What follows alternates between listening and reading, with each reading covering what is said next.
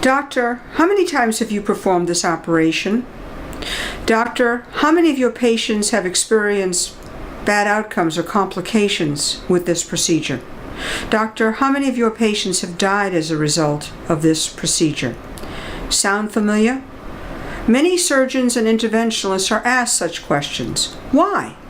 Is it because patients are frightened?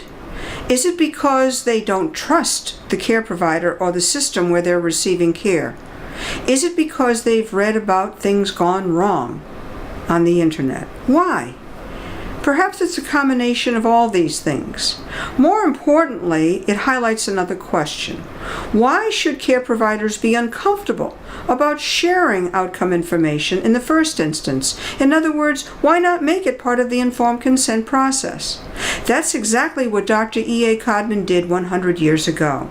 He shared his end results with prospective patients. He wanted them to know his track record so they could decide if he was the doctor for them.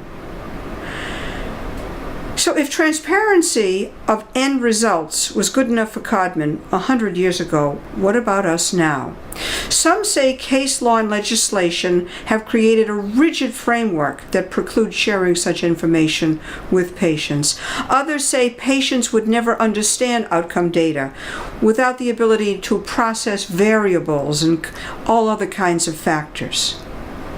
The law only sets minimal standards, and by explaining patient-specific medical conditions that could influence an outcome, patients can understand. So is there a better approach? Should we be sharing track record transparency information? And if so, how?